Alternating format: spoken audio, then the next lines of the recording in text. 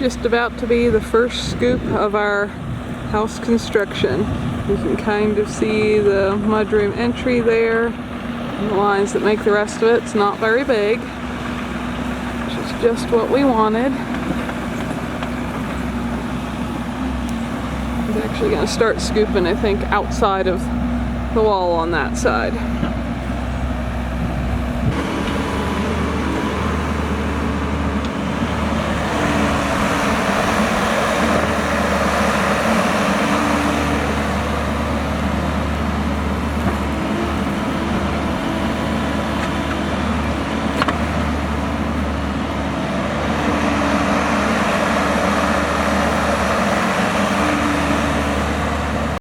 So what Clay's working on here is removing all the topsoil from not only the house site itself, but a good bit of the way around it so that there's room to construct things like the cellar.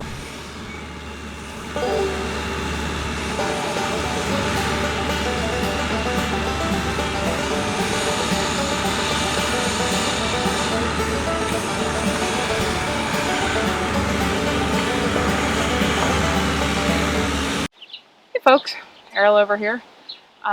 We are working on something that's pretty exciting that we've been planning for a really long time.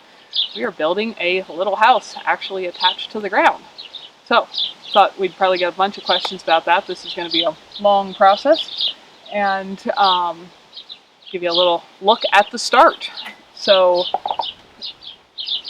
we had planned kind of what we wanted to build long before we even purchased this property. We had talked about that, and we're considering what we would actually want when we got a property as we looked at different options, and now we are actually working on making it happen. So somebody had asked in one of the other videos how we make decisions together or something, and I thought, well, this is a pretty big decision. So how did we decide how we're building a house? Well, you just first off figure out how you want to live, what you personally like, and and then go from there. That's the first phase. What type of kitchen you want, what kind of bathroom you want, the layout. When you come in the house, do you want a bedroom next to the door, or do you want the kitchen next to the door, or the living room? You can sketch that all out on a piece of paper, and you just keep playing with it until you come up with, a plan that works for the way that you live. If you're going to build a house, build it to suit you. If you're going to build it for resale, then there's standards that, generally most people like, and so you have a better chance of resale. But in our case, we don't plan on ever selling it. We're going to live in it, and we're just building what we want. Yeah, and everybody says that, but we probably actually mean it. We'll probably never leave the spot. So the things that we thought about that were important to us, which may not be the same for anyone else, I want a fairly spacious kitchen. I do a lot of cooking, canning, etc. So I want space for that.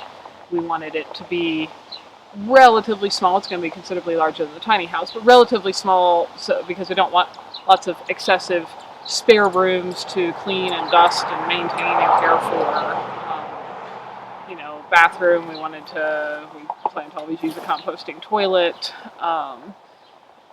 Heat, we plan to use wood. So we kind of centered the house around that. So we talked for quite a few years about things that we would like and what our goals for our house to do for us. We want to keep us warm and dry in the winter. We want it to have room to cook and enjoy meals in. We want to be able to sit somewhere comfortably in it and sleep somewhere comfortably in it.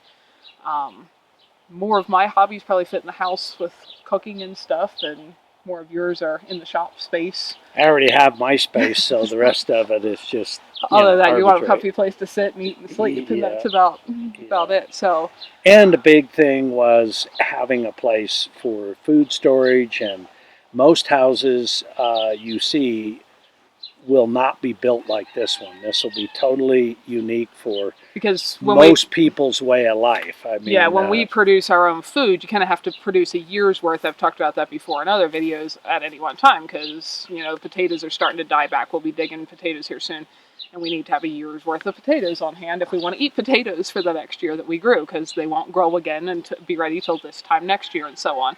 So that does require some space for that. I always liked my layout in the tiny house pretty well, except for it being too long and skinny, which it had to be to fit in the trailer shape and be able to go down the road. But I thought for a long time I liked that layout with kind of a kitchen open into a dining room, living room. I just wanted to stretch that out to being a square, basically, so that you could have a little bigger comfy couch and a little larger table with a few more friends at it and a little more room to move around in the kitchen without bumping into everything. And I don't know what you thought about on those things Well, I was referring to the lower part. on the food storage. Yes. Yeah.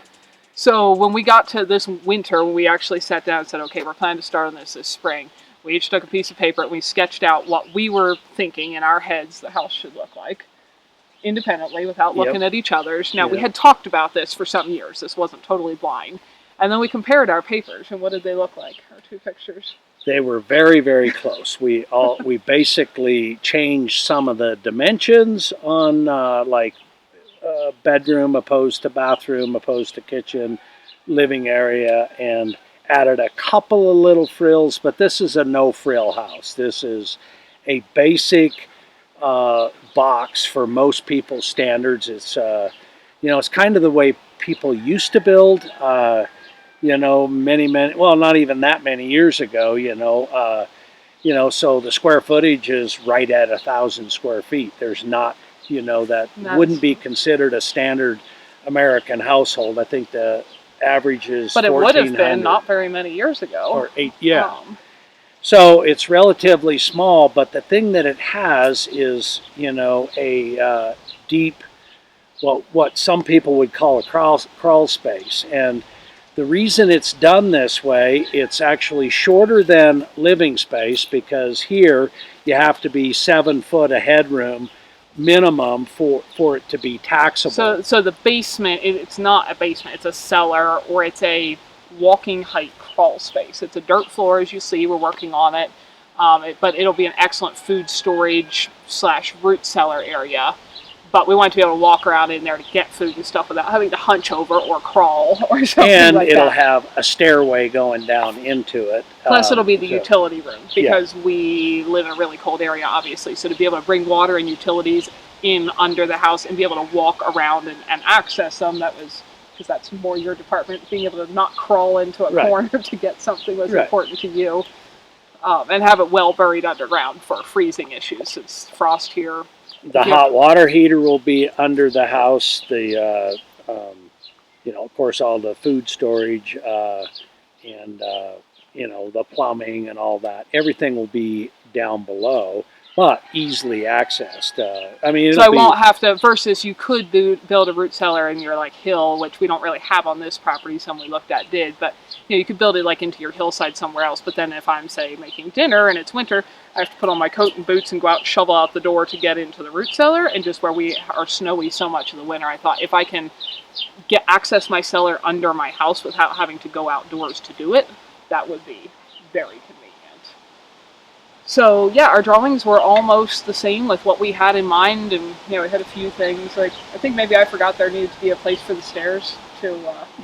I just drew a bedroom and living room and stuff, and there was nowhere for the stairs. And he remembers everybody things like forgets that. The stairs. It's like, well, we want to be able to get down there, but we don't want to give up that space. And a stairwell takes up a lot of space. It's just a fact of life. So you lose that. But what I'm going to do is incorporate a closet. Kind of, once I have my headspace figured out going down the stairs, then from inside the bedroom, you'll actually have a closet that'll be over the top of the stairwell. It's not all wasted. So it won't be wasted space. Yeah. So anyway, our drawings were quite similar, which is probably one of the reasons we get along as well as we do, because we think fairly similar on most things.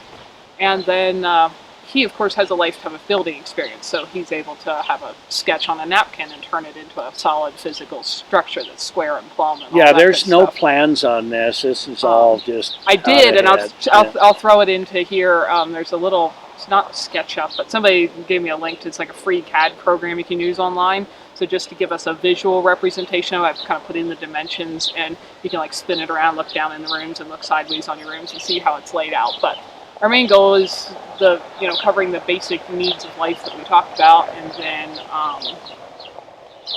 well, and then there's other things like, okay, so you're on a bare site, and you stand on that site, you kind of roughly lay out where you think you would want a house, but then you want to rotate it, like where would be your favorite place to sit, and where you would spend your relaxing time in the evening or in the morning with your cup of coffee.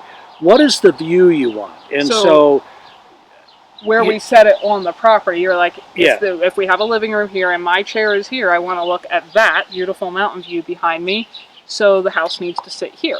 And then just some of the logistical stuff. We didn't want it to be too far to go take care of the chickens in the winter, or things like that. So it's kind of central on the property. We didn't want it right on the road edge because traffic and noise. You can probably hear some cars go by behind us through the tree line. So that's kind of how we picked. We walked around like, okay, so I'd want to sit here. That means the house has to go here. We actually set chairs out. We did. I laid it out, initially, and I've done this for clients as well, and lay it out and spray paint the lines. Okay, you're now in the living room, with what you had designed. Okay, you're going to have a window right here that you've got on your plan. Is that the view you want? If not, we can change it now.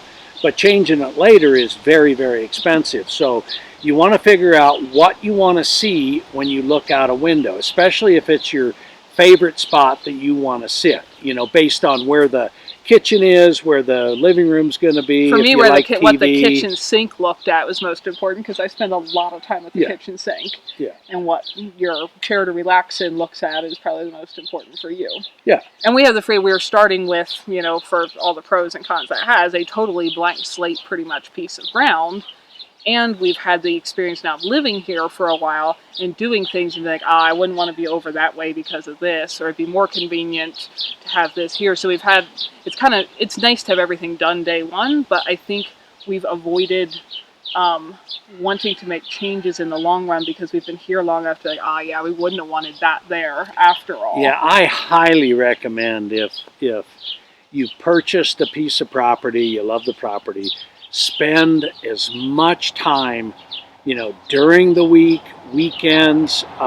Even if you're camping on it in a tent, which I did when we first bought it. He was down here trying to get trees planted. You'll be amazed at what you will learn about the property by spending a little bit of time there, and then your decisions are quite often going to be different. I mean, you're going to decide, what, I don't want to be able to see this, or I don't want to hear the noise from, so we adjusted the bedroom to where it is in a spot where we will get morning sun. We like that, but we don't like the baking heat in the evening. Because we both like to sleep really cold. That's our person. All winter we have a bedroom window open. And, so there's things like that. But the direction that it's at, we've been here long enough. We know kind of where the prevailing winds are. Gosh, Which is everywhere. They come in circles here.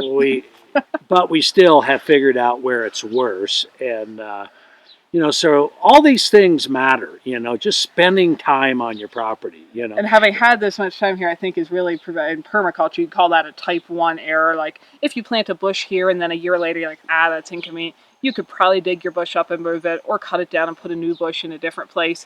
But you put your house in the wrong place, that is not easy to move. That is not easy to do anything about. You're probably stuck with it. So, And there's things that happen. I mean, no doubt that you didn't realize at the time. I mean, like for us, when we built the shop, we did all the research. We got the original plans and everything for all the utilities.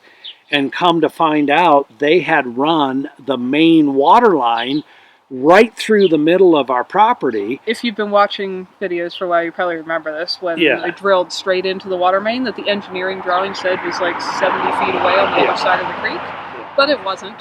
And that was completely out of our control, but we had to react fast. Okay, we got a problem here, and so we and it cost us several $1,000s to move it, but we had no choice. They drilled all the holes for the Posts. shop building for the posts, and on the last hole that they were drilling, they bored down and they went right through the main line, which we thought was, which is our little local. There's several houses here. The neighboring places share a gravity-fed spring water pipeline, which is awesome. We love our spring water, but it's gravity-fed. So when you punch a hole in it, it shoots a whole lot of water out because that water's coming about 2 miles down the mountainside. So there's stuff, you can do all the planning in the world, but there's going to be things pop up, and you can't. You just have to react to it, and be able to make a change if need be. But spending time on the property is probably the most important thing you could do. There could be one little thing that you might find to be incredibly irritating. Like a dog barking off to the distance, and it happens to be... That would make you think, oh, we want our bedroom on this side, not that side. If that neighbor's dog over there is going to bark all night, you're not going to easily move your neighbor or their dog. You might rearrange things around that. And they're, in our case, I mean, we actually have that, but they're far enough away, but the nights are so still, and they're actually really distant, but their dog has a really big voice. Yeah, and it just echoes through the valley. You got a hairball there, baby? So there's that, I'd say the most important thing is to start off with lay out, spray paint it on the ground, and figure out where you would have a bedroom, a kitchen, and you go, okay. Well, but even before that, figure out what do you want to do in your house. Because some people have another, I don't know, if quilting is your main activity, then you're going to need a space to do that because you have to do that indoors. Or, I don't know, if you're planning your house around the piano because that's important to you. Or, I know people who have those hobbies, so that's the things I think of. But anyway, figure out what's important to you. And then we hope to, ideally, there's things out of our control that might happen, but we hope to live and die in this place. So we also wanted to plan it as simple and single level as possible. Now the cellar, there's no way to get a cellar underground without having to go down. But Clay's building a big, wide, easy to walk steps. So hopefully for a very long time I'll be able to do that. At some point I'm too old to go up and down steps to get my canning jars. Either they'll all have to go in a kitchen cupboard, or you have the neighbor kid come over. Yeah, I was going to say, or I'll have to adopt one of our nieces or nephews or grandkids and they can run up and down the cellar steps. But the whole rest of the house will have no steps, staircases, change in levels. We're planning to put 36-inch doors in the bedroom and bathroom, which would make them handicapped accessible. Clay likes it mostly because it makes it easy to get things in and out if you ever need to, but it also makes it handicapped accessible if that ever becomes an issue. And I know it sounds weird, but we actually put exterior doors inside the house. So any room can be sealed up. When you close that door, it is absolutely sealed. There's even thresholds. And I know it's weird for some people. Well, we did this in the shop, and we like it. And I was like, I want an exterior door on our bedroom. It's so well insulated that if one of us gets up before the other, you can just do things and not, it really reduces noise. Plus, it lets us keep the living room cozy warm, and we can have the bedroom nearly frigid, so we can crawl under our heap of blankets and be cozy, and we love that. We're doing things a little weird for sure. But this is going to, as far as what we're doing here, what you're going to see is some of the start, which we've been working on these last few weeks. This summer has been, you can probably hear it's breezy right now. It has been non-stop windy, which parts of Wyoming I know blow all the time, but here in the mountains they normally do not. Even our 80-something-year-old neighbor said he has never seen a year with this much sustained wind. It's also been record hot, and maybe it's global warming, but last year we had 7 months in a row of record cold. It's been brutally dry. It's just not been a very fun summer, especially since I don't like heat. But despite that, we are getting foundation progress done. So what's kind of the timeline of the house, in case people are thinking they're going to have a done house next week? Well, because of the time constraints and winter's getting close, I don't want to be pressured. I'm doing this by myself and I want to enjoy it, so I'm going to complete the foundation and the floor. So the floor system will be in, the stairway will be in, and then we're going to get a really good tarp that can last the entire winter, and we're going to just cover the entire foundation for the winter. So and then winter will spring, look like we've made no progress on the house because it'll all be under snow, or it should be. But we're doing very time-consuming things right now. Right now, I'm currently trenching and running the water line into the house. I've got that done. It's not backfilled yet. If the camera is turned around, you could see my mess. And I've got to run a power line, the power to the house, get the conduit in and do all that, and that is a couple, 2 or 3 day project. And, all these things are time consuming, nitpicky things. And we've got a foundation sealer. We're going to, it's a waterproofing. It's a roll, it's a fabric that's going to go on. We'll have videos of all that stuff. Yeah, we'll have video, of course, but these are all time-consuming things. And then come next year, I will have a floor, and I will go to framing. God willing. I can't guarantee that's going to happen, but that's the plan anyway. And so by next summer, it'll start to look like there's a house taking shape. Yeah, by the time we finish up, there'll be a tarp in the middle of the yard is what it'll look like. And for this year. All the work that we've done will be completely concealed. Underground and look like we did nothing all year. So, So that's kind of the gist of what we're going to be working on. You're going to see a lot of videos. I already have videos of some of the steps we've done before we sat down to record this that I just haven't got put together because we've been too busy, because especially with the heat, you've been getting up to try to work before it got hot at 5:30, 6 a.m. and neither of us are naturally morning people. And then it does cool off in the evening, and so then you work till 10 o'clock or 11 o'clock when it's dark, and then we're exhausted. So anyway, that's kind of how the summer's been going. And yeah, last night I was working, and it was actually pitch dark, and I was... Eventually I come out like, you can't see anymore. You gotta quit. No, I couldn't see. I warmed up food, come eat. I had to quit because I couldn't see anymore. Oh, and the days are getting shorter too. That's also noticeable. They are, and but it's been so hot during the day that in the gut of the day that you really can't.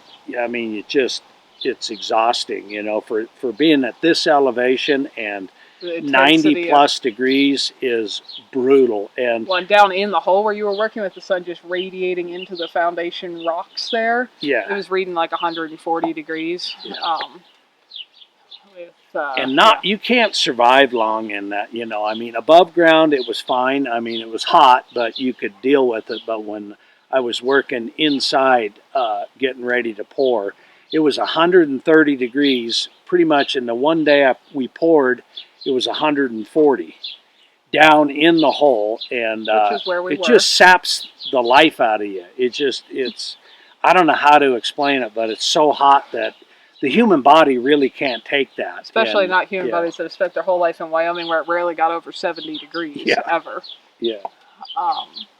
Anyway, so this is going to be a long process. We're not going to see a finished house that we're moved into next week or anything, but we're going to show you all the steps as we go and how it works. And yeah, what you're going to see when we're finished is hopefully a smallish box. I think we went with 32 by 32. It grew a little bit. I was rooting for a little smaller, and Clay thought we needed a little more elbow room, which probably isn't a bad idea. And it'll have, I guess you'd call it the master bedroom, a bathroom, kitchen and living room open to each other. And we weren't going to do any other room, but we decided to make a little office space / it could be a spare bedroom, partially because we got listed as guardians for a couple of very, very young family members should anything ever happen, God forbid, to their parents.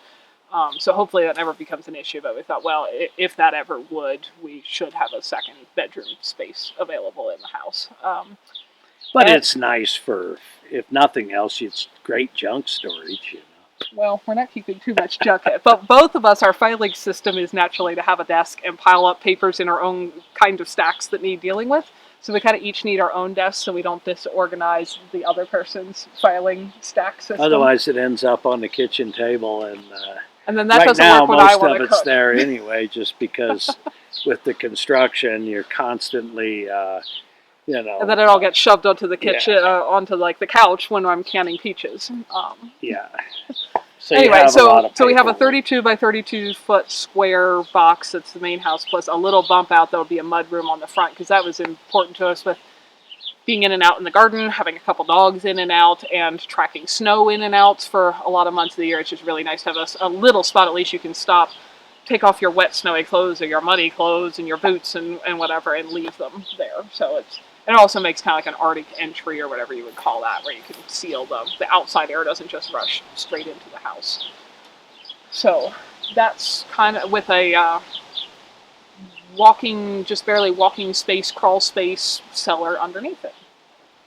And probably down the road a greenhouse sunroom on the side, but that's a ways in the future on the south side, so we can enjoy coffee and tea in the morning in the sun on a 30-degree below zero day in the winter, and grow some plants in there.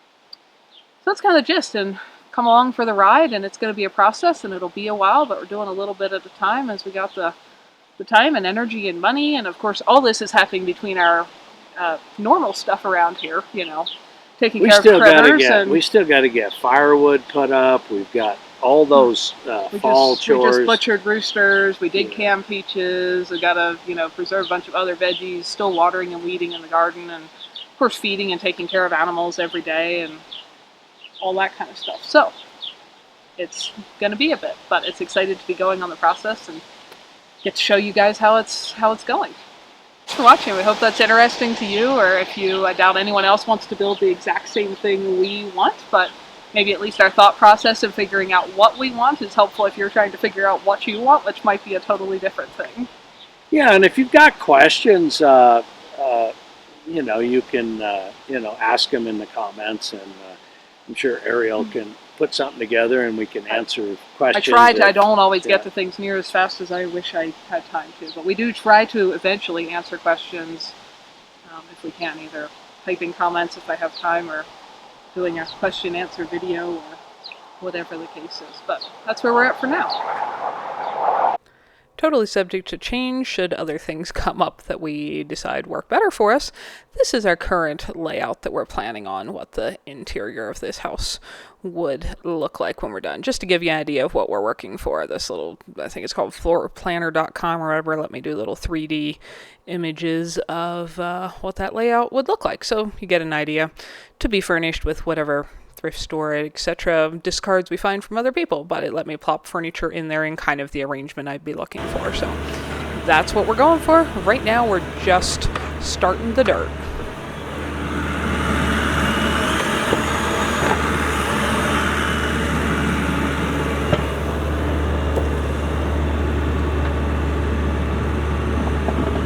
So over the course of a few days, the first steps got done. This is the rest of removing the topsoil, like I said, from the actual house site location, plus a bunch of feet out around it, so that there's room to build the cellar walls and such. And then, as you will see, all the topsoil piles got moved back out of the way so he could actually start digging the foundation itself. And we've been so dry and windy here all summer. We did use a sprinkler around some of the edges a few times, just trying to settle the dust because everything has just been brittly dry. Anyway, but that was the first step on getting going on the house. Hopefully we'll be back soon with more.